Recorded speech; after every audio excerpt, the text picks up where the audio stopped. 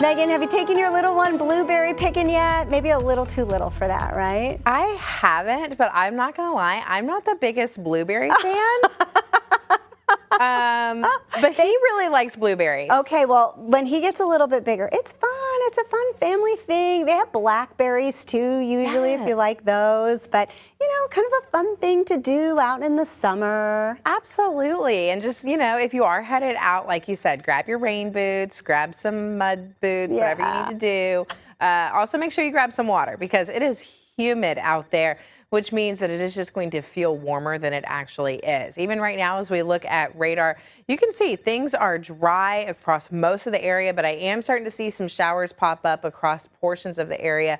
And a lot of the rain that I was watching earlier in Oklahoma City has kind of dwindled down some. So things are looking like we're going to start to see a little bit of that clearing out. Now, we do still have some chances for some strong to severe storms as we go through the weekend. And wind and hail are going to be my big concerns.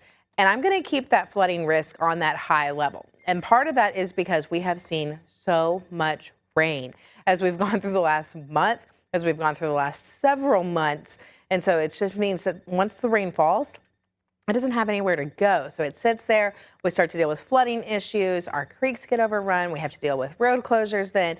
And it's just this snowball effect. So I am keeping flooding on that high category for a risk. Now, our rain chances do start to come down. We had that high rain chance early on this morning. Things will be dwindling down as we go through the day.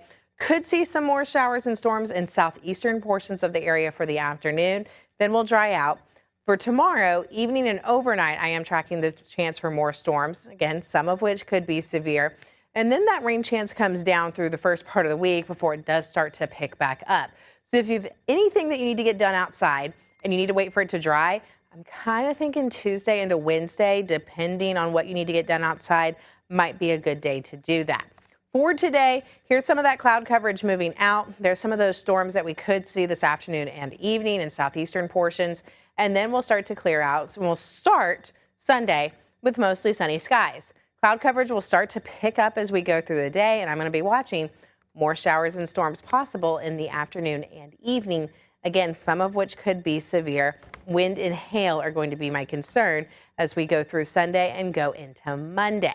Now, not any day am I looking at a complete washout, but we do have to make sure that we are staying weather aware. And even as we look at our super 10-day forecast, today, temperatures are going to climb into the 80s after those storms we had this morning, push to near 90 as we go for tomorrow. And then we basically stay in the 80s looking into next week.